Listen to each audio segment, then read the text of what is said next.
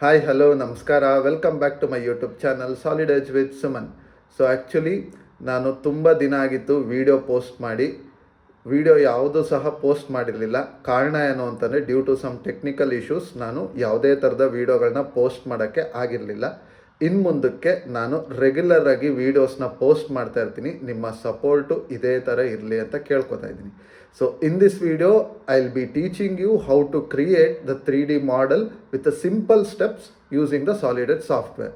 ಈ ಒಂದು ವಿಡಿಯೋ ಟ್ಯುಟೋರಿಯಲ್ನಲ್ಲಿ ನಾನು ನಿಮಗೆ 3D ಮಾಡೆಲ್ ಯಾವ ರೀತಿ ಕ್ರಿಯೇಟ್ ಮಾಡಬೇಕು ಸಾಲಿಡ್ ಎಡ್ಜ್ನ ಉಪಯೋಗಿಸ್ಕೊಂಡು ಅನ್ನೋದನ್ನು ಹೇಳ್ಕೊಟ್ಟಿದ್ದೀನಿ. ದಯವಿಟ್ಟು ವಿಡಿಯೋ ಪೂರ್ತಿ ನೋಡಿ.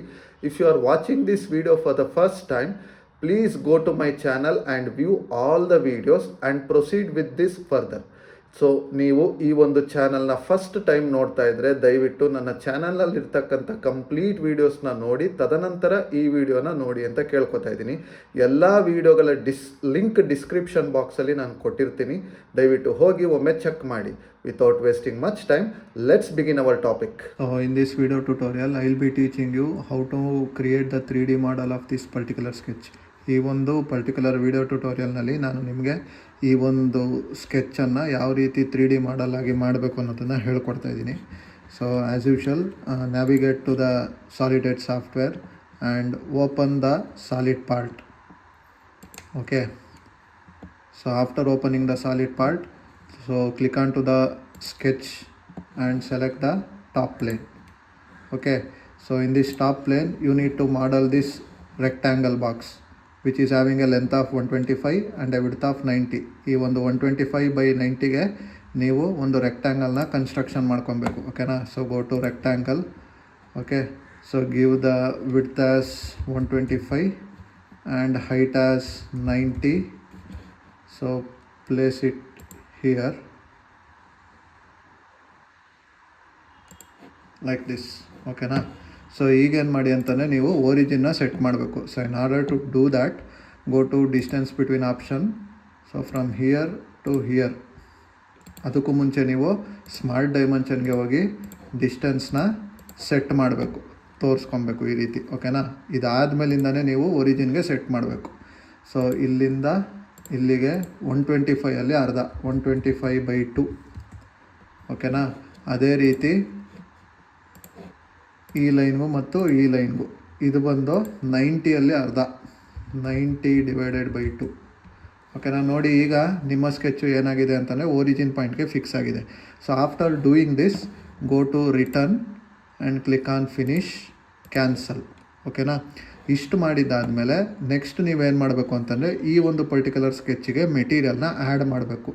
ನೋಡಿ, ಈ ರೀತಿ ಬಿಲ್ಡ್ ಮಾಡಬೇಕು ಅಂತಲೇ ಮಟೀರಿಯಲ್ನ ಆ್ಯಡ್ ಮಾಡಬೇಕು. ಎಷ್ಟು ಅಂತಲೇ ಅಪ್ ಟು 60 ವರೆಗೂ ನೀವು ಮಟೀರಿಯಲ್ನ ಆ್ಯಡ್ ಮಾಡಬೇಕು. ಓಕೆನಾ? So in order to do that, go to protrusion option, select from sketch and select the sketch which you have drawn right now, give it as okay and click on to the symmetric option and give the distance as 60 mm. 60 mm ನಾವು ಮಟೀರಿಯಲ್ನ create ಮಾಡಬೇಕಾಗಿರುತ್ತೆ. ಹಾಗಾಗಿ 60 mm ಕೊಟ್ಟು finish ಕೊಟ್ಟು cancel ಕೊಡಿ. ಓಕೆನಾ? So ಇದಿಷ್ಟು ಮಾಡಿದ್ದಾದಮೇಲೆ ನೋಡಿ, ನನಗೊಂದು solid block create ಆಗಿದೆ. ಬಟ್ ಇಲ್ಲಿ ಏನು ನಿಮಗೆ ಸ್ಟೆಪ್ಸ್ ಕಾಣಿಸ್ತಿದೆಯಲ್ಲ, ಆ ಸ್ಟೆಪ್ಸು ಇನ್ನೂ ನಾನು ಕ್ರಿಯೇಟ್ ಮಾಡಿಲ್ಲ.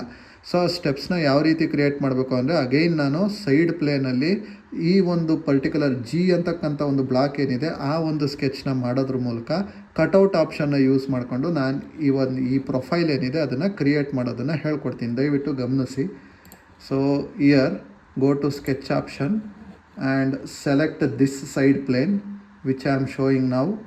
Select this plane and from here you need to create this profile. ಓಕೆನಾ? ಈ ಪ್ರೊಫೈಲ್ನ ಕ್ರಿಯೇಟ್ ಮಾಡಬೇಕು ಅಂದರೆ ನೋಡಿ, ಇಲ್ಲಿ 60 ಇದೆ total length.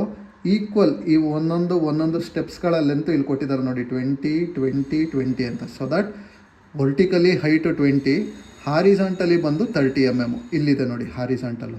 So vertical height 20, horizontal 30, vertical height 20, horizontal 30, vertical height 20, horizontal 30. So ಈ ರೀತಿ ನಾನೇನು ಮಾಡ್ತೀನಿ, ನನ್ನ ಪ್ರೊಫೈಲ್ನ ನಾನು ಕ್ರಿಯೇಟ್ ಮಾಡ್ಕೋತೀನಿ. See here, vertical height is 20 mm, give it as 20 mm and horizontal height is 30 mm. Again vertical height is 20 mm, horizontal length is 30 mm. So ಇದನ್ನು ಇಲ್ಲಿ ಮೇಲ್ಗಡೆ ಪೋರ್ಷನ್ಗೆ ಟಚ್ ಮಾಡಿ ಸ್ಟ್ರೈಟು, ಅದಾದಮೇಲಿಂದ ಈ ಎಂಡಕ್ಕೆ ಟಚ್ ಮಾಡಿ, ಅದಾದಮೇಲಿಂದ ಈ ಎಂಡಿಗೆ ಕವರ್ ಮಾಡಿದಾದಮೇಲೆ next go to trim option, trim this base line.